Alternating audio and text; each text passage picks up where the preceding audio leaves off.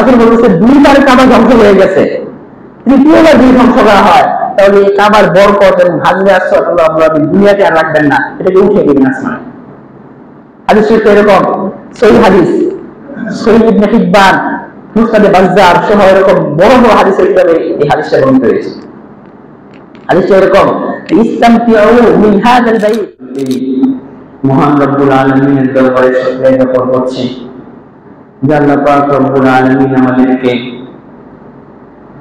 জিলকদ মাসে, হজের মাসে প্রথম শুক্রবার, প্রথম জুমার নামাজ আদায় করার উদ্দেশ্যে আগে আগে মসজিদে এসে সামনের কাতারগুলোতে বসার তৌফিক দান করেছেন। এই জন্য সেই মহান রব্বুল আলামিনের দরবারে শুকরিয়া জ্ঞাপন করি, বলি আলহামদুলিল্লাহ। আল্লাহ পাক রব্বুল আলামিন আমাদেরকে জুমার নামাজ আদায় করার জন্য আমাদের এলাকার মসজিদে আসার তৌফিক দান করেছেন। আমাদের থেকে আরো সৌভাগ্যবান ব্যক্তি তারা যারা এই হজের মাসে হজ করার উদ্দেশ্যে অলরেডি মক্কা মদিনায় গিয়ে তারা জুমার নামাজ জন্য অপেক্ষা করতেছে। এখন বাংলাদেশ সময় অনুযায়ী আর কিছুক্ষণ পর 2-3 ঘন্টা পরে হয়তো সৌদি আরবের জুমার নামাজ অনুষ্ঠিত হবে।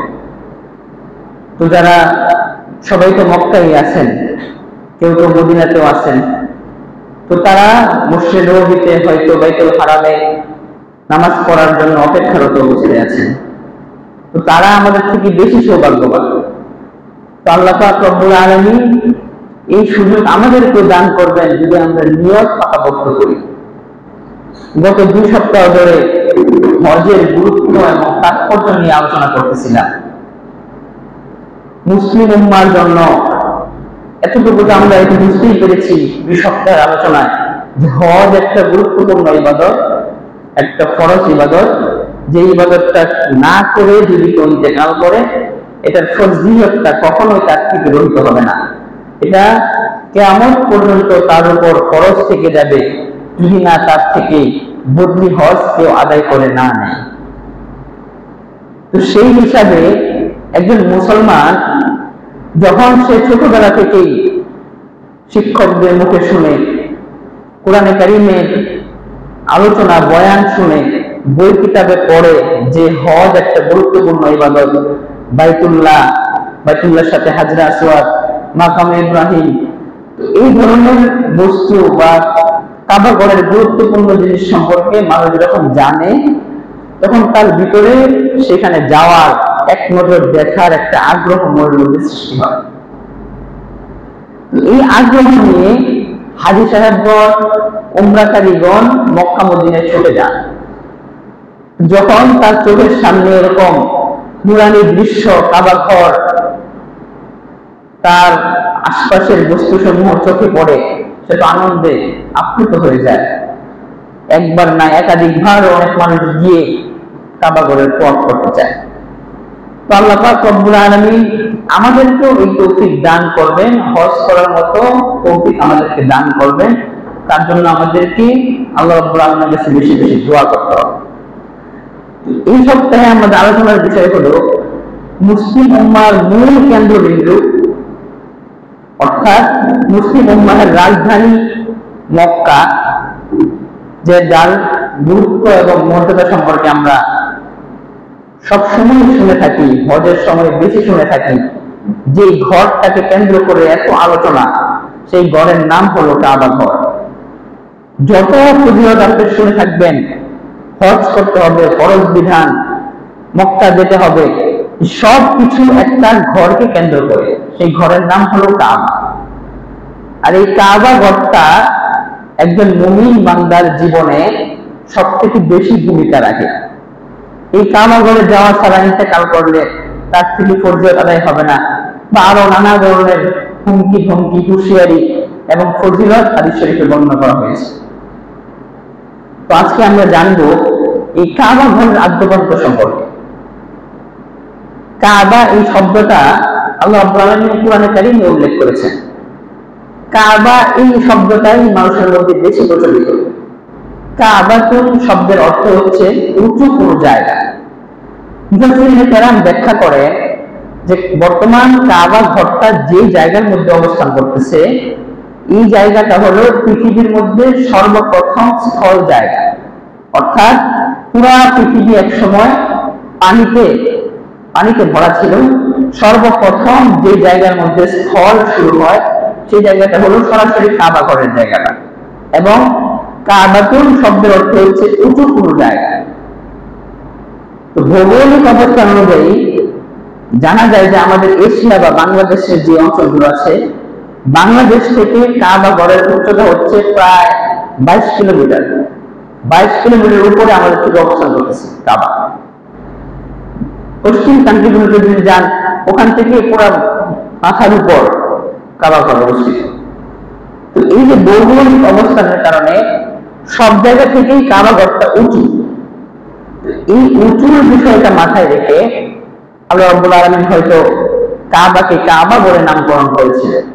কোরআনে কারীমে আল্লাহ রাব্বুল আলামিন সূরা মাইদার একটি আয়াতে বলতেছেন, জাআলাল্লাহুল কাবাতাল বাইতাল হারামা কিয়ামান লিন-নাস, তিনি এই কাবা ঘরকে মানুষের জন্য কিয়ামান লিন-নাস অবস্থানের স্থল বানিয়েছেন। আল্লাহ রাব্বুল আলামিন এই কাবা শব্দটা কোরআনে কারীমে উল্লেখ করেছেন। আমার ক্ষুদ্র রিসার্চে আমি দেখতে পেলাম যে কাবা এই শব্দটা কোরআনে কারীমে এসেছে এবং তার সাথে সাথে এই ঘরের আরো কিছু নাম কোরআনে কারীমে আছে, যেটা আল্লাহ রাব্বুল আলামিন কোরআনে কারীমে এই কাবা ঘরটাকে আরো কিছু নামে সম্বোধন করেছে।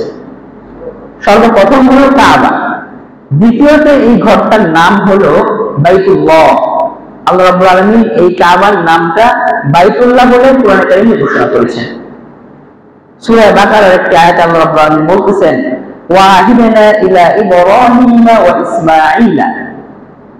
আমরা সকলেই জানি কাবা ঘরে একটা পুনর্নির্মাণ করেছেন হযরত ইব্রাহিম আলাইহিস সালাতু ওয়াস সালাম এবং তার পুত্র হযরত ইসমাঈল আলাইহিস সালাতু ওয়াস সালাম। তারা যখন কাবা ঘরটা নির্মাণ করেছে, নির্মাণ করার পর আল্লাহ রাব্বুল আলামিন তাদের থেকে একটা প্রতিশ্রুতি দিয়েছেন। প্রতিশ্রুতিটা কি, এটা আল্লাহ কোরআন কারীমের আয়াতে বলতেছেন। বলছেন ওয়াহিদনা ইলা ইব্রাহিম ওয়া ইসমাঈল, ইব্রাহিম এবং ইসমাঈল থেকে আমি একটা প্রতিশ্রুতি নিয়েছি। প্রতিশ্রুতিটা হলো আন তাহমিরা বাইতিয়া লিত-তাইফিন, যে আমার ঘরটাকে তারা পবিত্র রাখবে লিত-তাইফিন, তওয়াফকারীদের জন্য, ওয়াল কাইমিন, দাঁড়িয়ে থাকা নামাজ পড়া ব্যক্তিদের জন্য। অর্থাৎ তওয়াফকারীদের জন্য, নামাজ পড়া ব্যক্তিদের জন্য এই কাবা ঘরটাকে তারা পবিত্র রাখবে। এই আয়াতে আল্লাহ শব্দ ব্যবহার করেছেন বাইতিয়া। বাইতিয়া শব্দ হচ্ছে আমার ঘর। তো সেই হিসাবে বোঝা গেল বাইতুল্লাহ, আল্লাহ রাব্বুল আলামিন বাইতুল কাবা ঘরটাকে তার নিজের ঘর, আমার ঘর এরকম ভাবে সম্বোধন করেছেন। তো কোরআন থেকে আমরা বুঝতে পারি যে বাইতুল্লাহ এটা হলো কাবার দ্বিতীয় অর্থ বা দ্বিতীয় নাম, যেটা আল্লাহ রাব্বুল আলামিন কোরআনে উল্লেখ করেছেন। তৃতীয়টা আরেকটা নাম খুঁজে পাওয়া যায়, এটা হলো বাইতুল মুহাররম।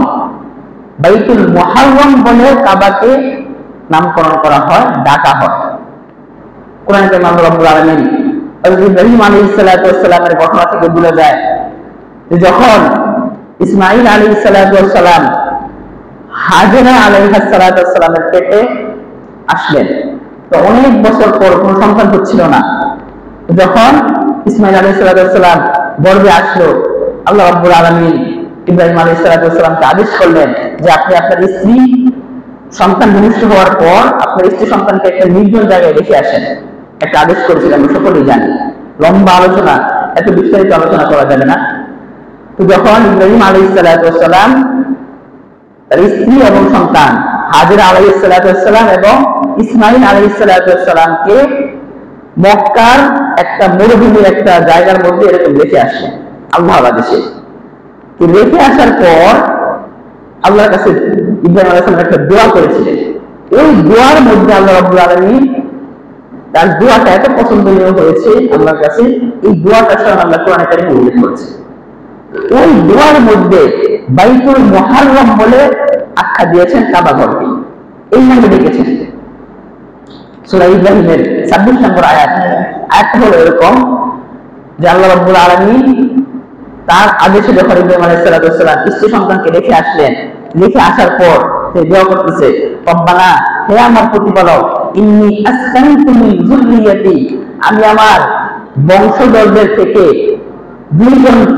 দুইজনকে একটা নির্জন জায়গায় রেখে এসেছি, বিওয়াদিন গায়রি যি যারঈন, সেই জায়গাটা এমন একটা জায়গা যেখানে কোনো ফসল নাই, কোনো ফসল সেখানে জন্মায় না, বিওয়াদিন গায়রি যি যারঈন ইনদা বাইতিকাল মুহাররম, এবং সেই জায়গাটা হচ্ছে আপনার বাইতুল মুহাররমের কাছে, অর্থাৎ কাবা ঘরের কাছে। এই আয়াত থেকে আমরা বুঝতে পারি কাবা ঘরের তৃতীয় আরেকটা নাম হলো বাইতুল মুহাররম, যেটা আল্লাহ রাব্বুল আলামিন কোরআনে কারিমে বর্ণনা করেছেন। তিনটা গেল। 4 নম্বর আরো একটি নাম, যেটা হলো বাইতুল হারাম। কাবা ঘরকে বাইতুল হারাম বলে ডাকা হয়। এটাও কোরআনে কারিমে আরো একটি আয়াতে, সূরা বাকারার একটি আয়াতে আল্লাহ রাব্বুল আলামিন বলতেছেন যে লা তুহিল্লু শাআইরাল্লাহ, যে তোমরা আল্লাহর হুকুমগুলো পালন করো, আল্লাহর বিধান শরীয়তকে তোমরা পালন করো, ওয়ালা শাহরুল হারাম, এবং হারাম মাসগুলোকে। আমরা জানি 4টা হারাম মাস আছে, এটা আরেকটা আলোচনা। তো 4টা হারাম মাসগুলোকে তোমরা আল্লাহর নির্ধারিত যে কাজগুলো এগুলো তোমরা পালন করো। আল্লাহ কোরআনে কারিমে বান্দাদেরকে বলতেছে ওয়ালা শাহরুল হারামা ওয়ালাল হাদিয়া ওয়ালাল কলাইদা, এবং তোমরা কুরবানি করো, ওয়ালাল কলাইদা ওয়ালা আমিনাল বাইতাল হারাম। এই আয়াতে আল্লাহ রাব্বুল আলামিন কাবা ঘরকে বাইতুল হারাম নামে ঘোষণা করেছে। 4টা অর্থ পেলাম। 5 নম্বর আরো একটি অর্থ এটা খুঁজে পাওয়া যায়, সেটা হলো বাইতুল আতীক। কাবা ঘরকে বাইতুল আতীক বলে আল্লাহ সম্বোধন করেছেন কোরআনে কারিমে।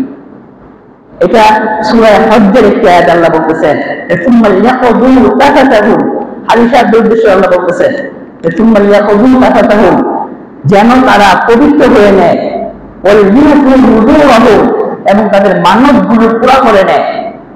সুম্মা ইয়াকুদু তাফাতাহুম ওয়াল ইউফু নুযুরাহুম ওয়াল ইয়াতাওয়াফু বিল বাইতিল আতীক, যেন তারা কাবা ঘরের তওয়াফ করে, বাইতুল আতীকের তওয়াফ করে। তো এখানে বাইতুল আতীকের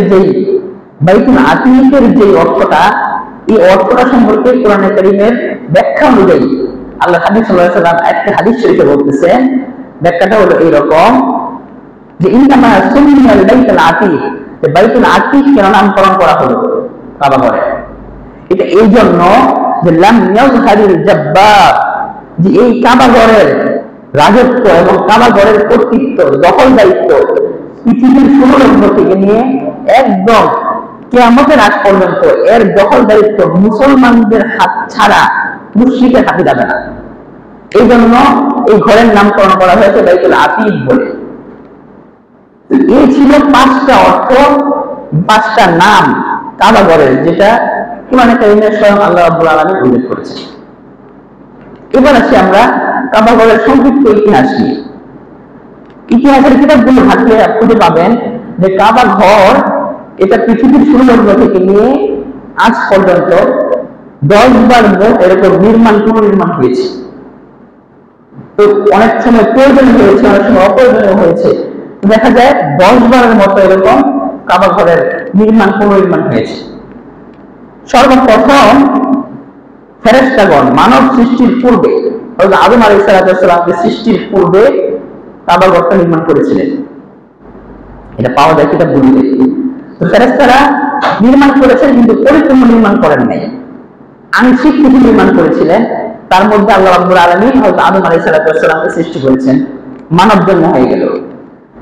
আদম আলাইহিস সালামকে সৃষ্টি করার পর ফেরেশতাদের আংশিক তৈরি করা কাবা ঘরকে হযরত আদম আলাইহিস সালাম এটাকে পূর্ণ করেছেন, পূর্ণ করে একটা স্ট্রাকচার তৈরি করেছেন, কাবা ঘর পুনর্নির্মাণ হয়েছে।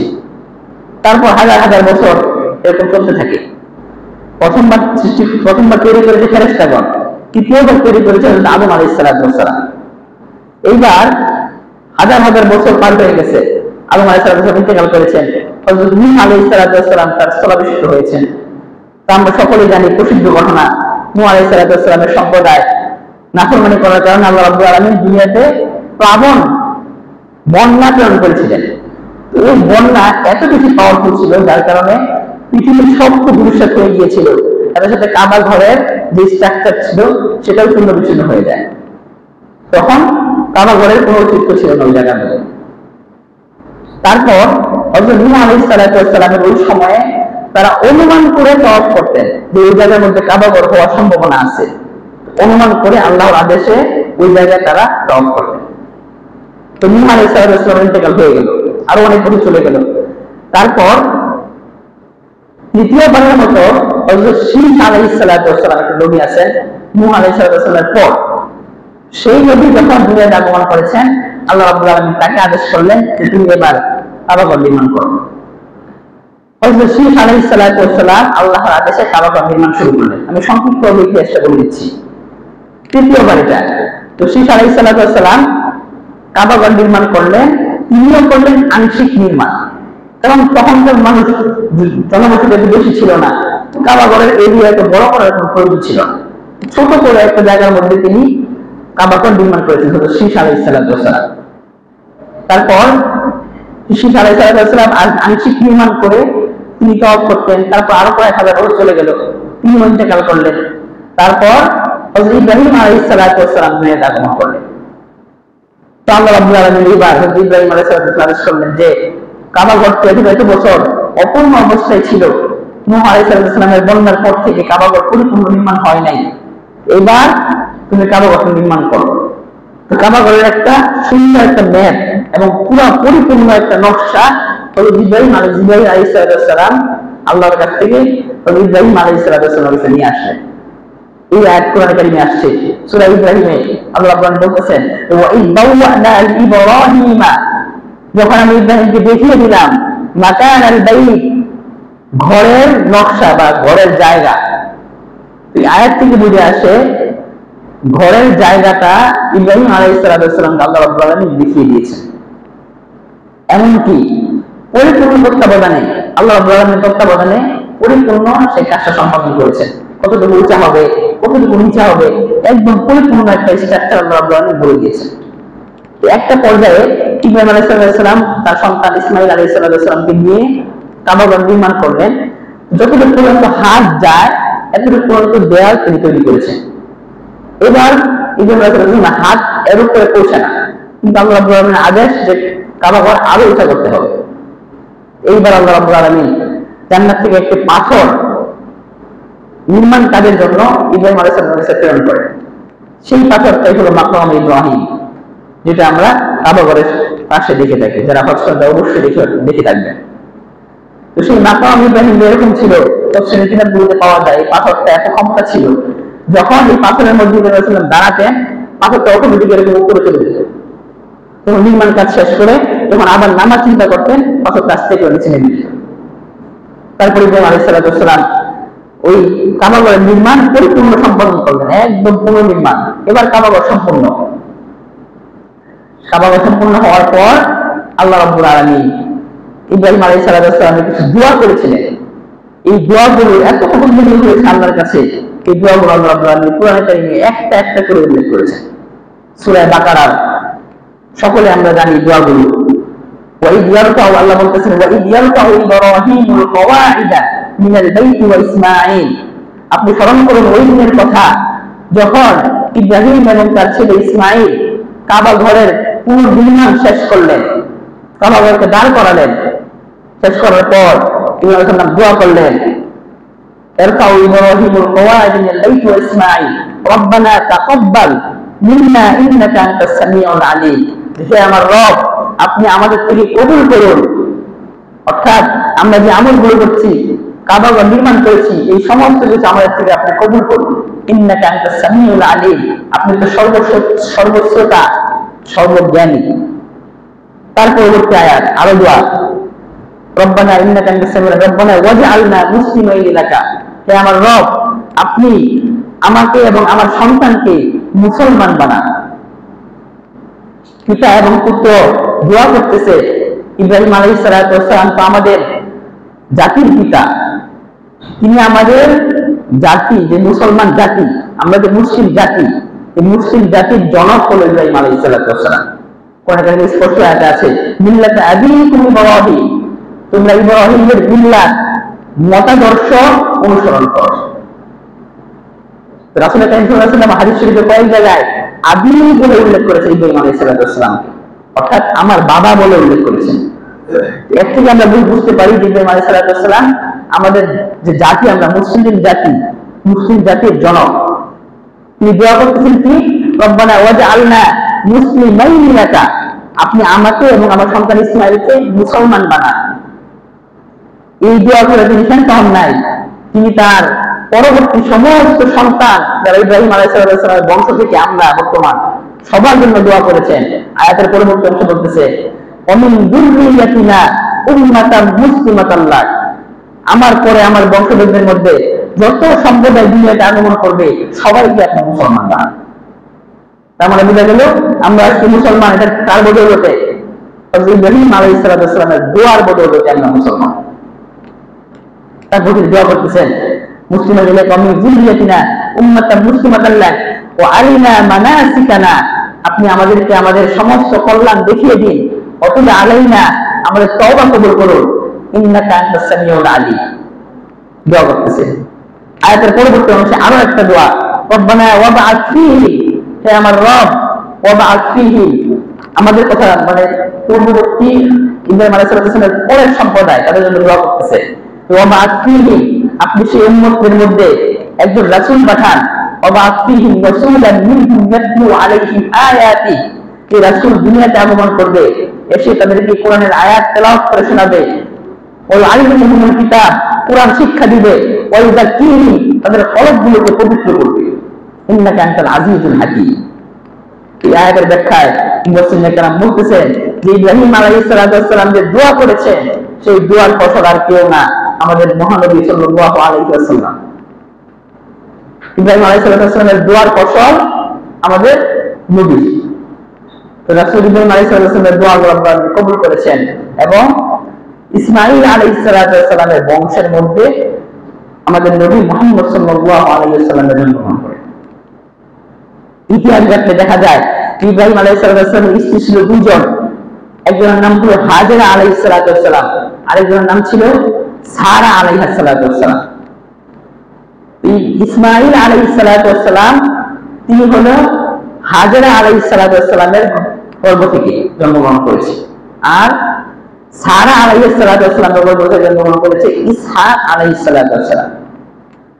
ইসহাক আলাইহিস সালাম তার বংশধরদের থেকে লক্ষ লক্ষ পয়গম্বর আল্লাহ দুনিয়াতে প্রেরণ করেছেন পরবর্তীতে, কিন্তু ইসমাঈল আলাইহিস সালামের বংশধর থেকে একজন নবী দুনিয়াতে আগমন করেছেন, সেই নবীর নাম হলো মুহাম্মদ সাল্লাল্লাহু আলাইহি ওয়াসাল্লাম।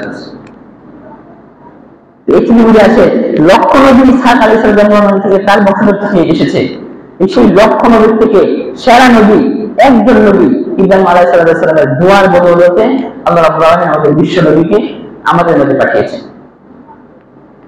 এই ছিল ইব্রাহিম আলাইহিস সালামের দোয়াগুলো। তিনি দোয়া করেছেন বিদায় রাসূল আমাদের মধ্যে এসেছেন। রাসূল প্রায় এরকম হাদিসে বলেছেন যে আমি আমার বাবা ইব্রাহিম আলাইহিস সালামের দোয়ার ফসল। বলতেছিলাম কাবার ইতিহাস। তারপর ইব্রাহিম আলাইহিস সালাম কাবাকে নির্মাণ করার পর হাজার হাজার বছর চলে গেল। হাজার হাজার বছর যাওয়ার পর একটা সময় পরে দেখা গেল যে কাবার ভিত্তিপ্রস্তর আবার নড়বড়ে হয়ে গেল। কোন কোন বর্ণনা এমন আছে যে ভেঙে পড়ে যাওয়ার উপক্রম হয়ে গেছে। তারপর পরবর্তী সম্প্রদায়, একটা সম্প্রদায়ের নাম ছিল আমালিক। আমালিক সম্প্রদায় বলা হয় বাংলাতে। আমালিক সম্প্রদায় সেই কাবাকে তারা আবার এটাকে পুনর্নির্মাণ করেছে, ভেঙে পড়ে যাচ্ছে। এরপর আরো কয়েক হাজার বছর পরে গিয়ে জুরহাম নামে একটা সম্প্রদায়, সেই সম্প্রদায় এসে এটাকে পুনর্নির্মাণ করেছে। জুরহামের পর আরো কয়েক বছর পরে গিয়ে কুসাই নামে একটা সম্প্রদায়, কুসাই, সেই সম্প্রদায় এসে কাবাকে আবার পুনর্নির্মাণ করেছে। এই হলো 7 বার নির্মাণ হয়ে গেছে। এবার 8 নম্বরে এসে রাসূল কারীম সাল্লাল্লাহু আলাইহি ওয়াসাল্লামের জন্মের পর নবুয়ত প্রাপ্তির আগে কুরাইশরা এটাকে আরেকবার পুনর্নির্মাণ করেছিল। ওই নির্মাণের মধ্যে আল্লাহ হাবিব সাল্লাল্লাহু আলাইহি ওয়াসাল্লাম স্বয়ং সশরীরে উপস্থিত ছিলেন। এটা ছিল 8ম বার। তারপর আল্লাহ হাবিব সাল্লাল্লাহু আলাইহি ওয়াসাল্লাম ইন্তেকালের পর মক্কা মদিনার গভর্নর হয়েছিল আব্দুল্লাহ ইবনে জুবাইর রাদিয়াল্লাহু তাআলা আনহু সাহাবী।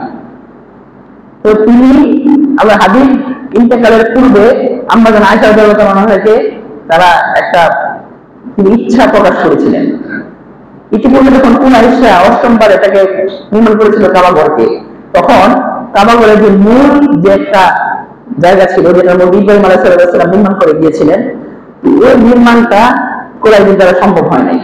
তৎকালীন সময়ে কুরাইশদের এত সম্পদ ছিল না, অর্থের অভাবে তারা এটাকে পুনর্নির্মাণ করতে পারেনি।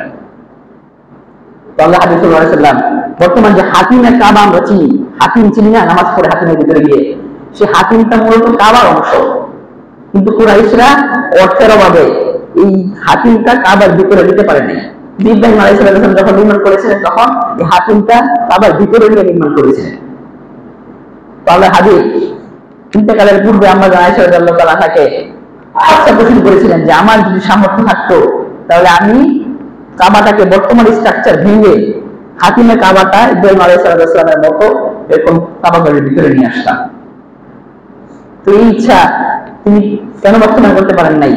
তিনি এই জন্য পারেন নাই যে নতুন নতুন অনেক মুসলমান হচ্ছে, ইসলাম ধর্ম গ্রহণ করতেছে। তো এই সময় যদি কাবাঘর ভেঙে ফেলে, ভেঙে নতুন করে তৈরি করতে চায়, তাহলে সবার মনে একটা খারাপ ধারণা সৃষ্টি হবে যে মুহাম্মদ সব ধর্ম পরিবর্তন করতেছে, এখন পূর্বপুরুষের কাবাঘরটাও তারা ভেঙে এটাকে নতুন করে নির্মাণ করতেছে। এই আশঙ্কা থেকে আল্লাহর হাবিব কাবাঘরকে আর ভাঙেন নাই, এটাকে এভাবে রেখে দিলেন। আব্দুল্লাহ ইবনে জুবাইর রাদিয়াল্লাহু আনহু যখন রাসূলের ইন্তেকালের পর ক্ষমতা স্থলাভিষিক্ত হন, তখন তিনি এটাকে আল্লাহর হাবিবের ইচ্ছাটাকে বাস্তবায়ন করেন, কাবাকে ভেঙে হাতিমের কাবাটা এটা কাবার ভিতরে নিয়ে আসে। এভাবে চলে যায় অনেক বছর।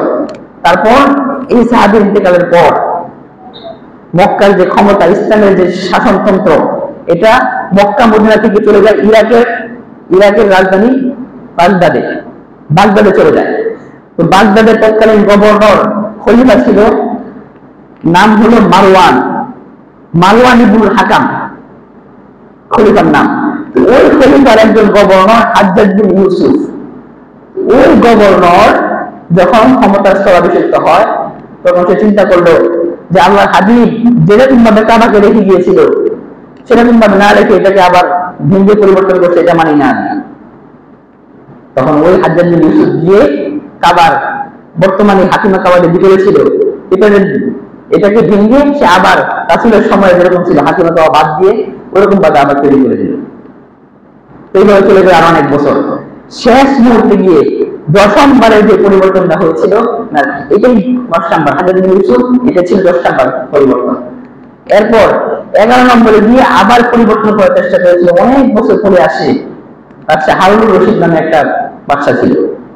আমরা সকলে জানি আমাদের 4 ইমাম, 4টা মাযহাবের বড় ইমাম আবু হানিফা রাহমাতুল্লাহি আলাইহি। তো ওই ইমামের জমানায় যখন তিনি দুনিয়াতে ছিলেন, ওই সময়ে বাদশা হারুনুর রশিদ কাবাকে আবার ভেঙে এটার মধ্যে পরিবর্তন করার চেষ্টা করলেন। তখন তিনি সবার সমস্ত আলেমের কাছ থেকে ফতোয়া চাইলেন যে আমি কি কাবাঘরটা ভাঙতে পারি? তখন ইমাম আবু হানিফা রাহমাতুল্লাহি আলাইহি স্পষ্টভাবে ফতোয়া দিয়েছিলেন যে না, কাবাঘর ভাঙা এবং জোড়া দেওয়া এর মধ্যে আর কোনো পরিবর্তন আনা কোনো মানুষের জন্য জায়েজ নেই। বাদশা জিজ্ঞেস করলেন কেন? তিনি উত্তর দিলেন যে আজ পর্যন্ত 10 বারের মতো কাবাকে এরকম ভেঙে নির্মাণ করা হচ্ছে, তো আজকে আপনি হারুনুর রশিদ, আপনি যখন ক্ষমতায় আছেন, আপনি কাবাঘরকে ভেঙে এটাকে ঠিক করলেন, আপনার পরবর্তীতে আরো এরকম বাদশা আসবে যারা আপনার থেকে আরো ভালো করে স্বর্ণ মুক্তা দিয়ে এরকম কাবাঘরের ভিত্তিপ্রস্তর স্থাপন করার চেষ্টা করবে। তখন তো তাদের হাতের খেলায় পরিণত হবে কাবাকে, যে এই ক্ষমতায় আসবে আজ সবার আগে এসে আগে কাবাটাকে ভাঙবে। তো এই জন্য এই সিদ্ধান্ত থেকে কাবাঘরকে আর কিয়ামত পর্যন্ত না ভাঙার ফতোয়া ইমাম আবু হানিফা রাহমাতুল্লাহি আলাইহি দিয়ে গিয়েছিলেন। এরপর থেকে আর কাবাঘরের মধ্যে কোনো পরিবর্তন আসে না। বর্তমান যেরকম আমরা দেখতেছি এরকমই, শুধুমাত্র কাবার সাথের অংশগুলোর মধ্যে সৌন্দর্যের মধ্যে পরিবর্তন করা হয়, কিন্তু মূল কাবা ঘরটার মধ্যে আর হাত দেওয়া হয়। এই ছিল কাবার একটা সংক্ষিপ্ত ইতিহাস। সময় কম, আমি কাবাঘরের কিছু বৈশিষ্ট্য বলে দিচ্ছি, যে বৈশিষ্ট্যগুলো একমাত্র কাবাঘরের জন্য সীমাবদ্ধ। সর্বপ্রথম বৈশিষ্ট্য হলো কাবা যে ঘরটা আমরা দেখি, এই ঘরটা হলো পুরো পৃথিবীর মধ্যে সর্বপ্রথম ঘর। এর পূর্বে পৃথিবীতে কোনো ঘর ছিল না। সূরা আলে ইমরান আল্লাহ বলতেছেন যে ইন্না আউওয়ালা বাইতিন উদিআ লিন-নাস, যে পৃথিবীর মধ্যে সর্বপ্রথম ঘর হলো কাবাটা, যেটা উদিয়া লিন্নাস, মানুষের জন্য সৃষ্টি করা হয়েছে। আল্লাযী বিবাক্কা, বাক্কা বলা হয় মক্কা, মক্কার পূর্ববর্তী নাম ছিল বাক্কা, কোরআনে কারিমে আসছে। এই বাক্কা নামক নগরীতে সর্বপ্রথম ঘর নির্মাণ করা হয় পৃথিবীর ইতিহাসে। এটা হলো এক নম্বর বৈশিষ্ট্য। দ্বিতীয় বৈশিষ্ট্য হলো এই ঘরটা পুরা বিশ্বের মুসলিম উম্মার জন্য একটা কল্যাণ বরকতের জন্য নির্মাণ করা হয়েছে। কি আয়াতের পরবর্তী অংশে আল্লাহ বলতেছেন আল্লাযী বিবাক্কাতা মুবারাকাও ওয়া হুদাল লিল আলামিন, যে ঘরটা নির্মাণ করা হয়েছে বরকত স্বরূপ, অহুদান লিল আলামিন, এবং পুরা পৃথিবীর মানুষের জন্য হেদায়েত স্বরূপ এই কাবা ঘরটা নির্মাণ করা হয়েছে। এটা হলো দ্বিতীয় ফজিলত। তৃতীয় ফজিলত হলো এই কাবা ঘর, এটা এই যে মসজিদটা, কাবা একটা মসজিদ, এই মসজিদটা, মসজিদ হারামটা, এটা পৃথিবীর ইতিহাসে সর্বপ্রথম মসজিদ। আবু যর রিফাই রাদিয়াল্লাহু আনহু হাদিসে বর্ণিত, রাসূলকে জিজ্ঞেস করা হলো যে আইয়ুল মসজিদি আফদল, আইয়ুল মসজিদি বুনিয়া লিন-নাস আউয়াল, এই পৃথিবীর ইতিহাসে সর্বপ্রথম মসজিদ কোনটা নির্মাণ করা হয়? রাসূল বলতেছেন মসজিদ হারাম, সর্বপ্রথম মসজিদ হলো মসজিদ হারাম। তারপর দ্বিতীয়তে বলছেন মসজিদ আকসা, যেটা ফিলিস্তিনে অবস্থিত। ফিলিস্তিনের মসজিদ আকসা এটা হলো দ্বিতীয় মসজিদ পৃথিবীর ইতিহাসে। সর্বপ্রথম মসজিদ হলো এটা মসজিদ হারাম। দ্বিতীয় বৈশিষ্ট্য। তৃতীয় বৈশিষ্ট্য হলো এই কাবা ঘরকে যারা ধ্বংস করতে আসে তারা নিজেরাই ধ্বংস হয়ে যায়।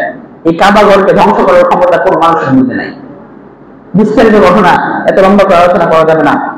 এই আলোচনাটা সূরা ফিলের মধ্যে আল্লাহ রাব্বুল আলামিন স্পষ্টভাবে বলে দিয়েছেন যে একটা গোত্র ছিল যারা এরকম এসে কাবা ঘর ভাঙার জন্য এসেছিলেন।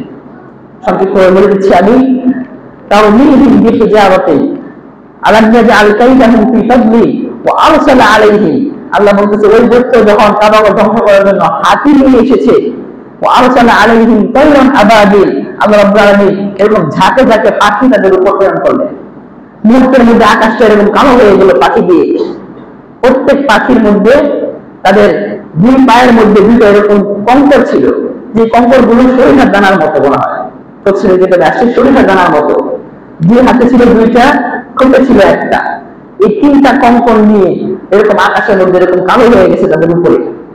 আল্লাহ বলছে ওয়াসলা আলাইহিম তার আবাদিল, যাকে যাকে তারা তাদের উপরে আসছে, তাও মিহিম বিহিজারাতিন মিন সিজ্জিল, সেই কঙ্কর গুলোকে তারা তাদের উপর নিক্ষেপ করেছে।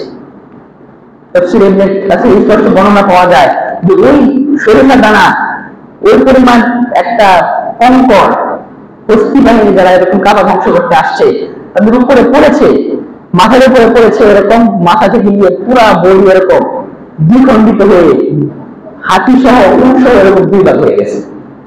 এইরকম আল্লাহ রাব্বুল আলামিন কাবা ঘর রক্ষা করেছেন। এটা হলো একটা বৈশিষ্ট্য। সর্বশেষ বৈশিষ্ট্য হলো শুধুমাত্র কাবা ঘরের কারণে পুরা মক্কা মদিনা, পুরা এই শহরটাকে আল্লাহ রাব্বুল আলামিন পবিত্র ঘোষণা করেছে। এটা কেন? ইব্রাহিম আলাইহিস সালামের দোয়ার ফসল। বলেছিলাম ইব্রাহিম আলাইহিস সালাম তার স্ত্রী সন্তানকে রেখে আসছেন একটা নির্জন জায়গায়, শুরুতে বলেছিলাম। নির্জন জায়গায় রেখে আসার পর আল্লাহর কাছে দোয়া করেছিলেন, আরো একটা দোয়া করেছিলেন। ওই দোয়াটা আল্লাহ কোরআনে কারিমে বলেছেন।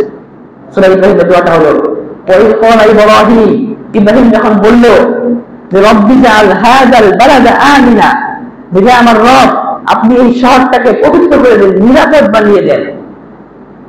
ওয়ারযুক আহলাহু মিনাস সামারাত, এবং আপনি আমার পরিবার পরিজনকে, স্ত্রী এবং পুত্রের জন্য দোয়া করতেছে, পরিবার পরিজনকে আপনি রিজিক দান করেন। রিজিক দান করার কথা বলেছিল। তো এই আয়াতের ব্যাখ্যা এরকম খুঁজে পাওয়া যায়, রাসূলুল্লাহ কেরাম বলেন আল্লাহ ইব্রাহিম আলাইহিস সালামের প্রত্যেকটা দোয়া কবুল করেছেন। কিভাবে? মরুভূমির মধ্যে পানি নাই, খাবার নাই, কিছু নাই, কিভাবে রিজিক দিবেন? জিবরাইল আলাইহিস সালামকে আল্লাহ আদেশ করলেন।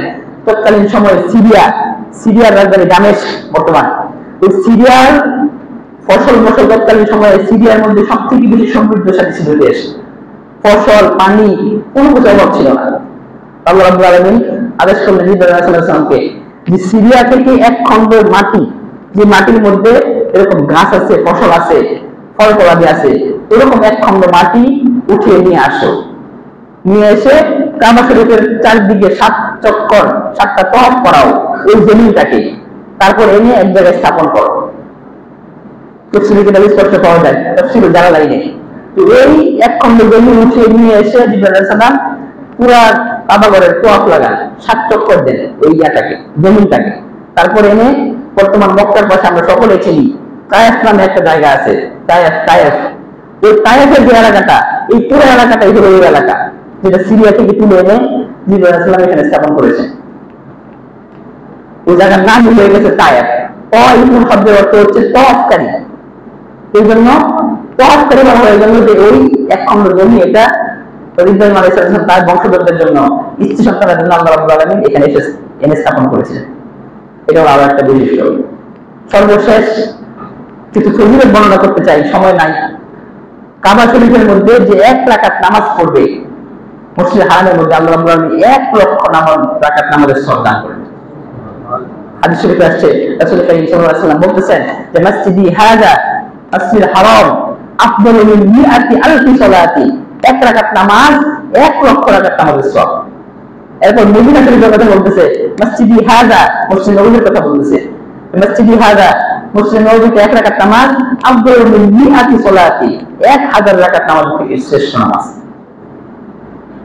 এবার একটা হুঁশিয়ারি শুনেন যে কাবা শরীফটা দুইবার রাসূল কারীম সাল্লাল্লাহু আলাইহি ওয়াসাল্লাম হাদিস শরীফে এরকম এনেছেন যে পূর্ববর্তী সময়ে যতবার কাবা এরকম নির্মাণ করা হয়েছে সববার কিন্তু আরেকবার নতুন করে তৈরি করার জন্য নির্মাণ করা হয়েছে, কিন্তু দুইবার এমন ভাবে কাবা শরীফ ধ্বংস করা হয়েছে যেগুলো নির্মাণ করার উদ্দেশ্যে না, এমনি কাবা ধ্বংস করা হয়েছে।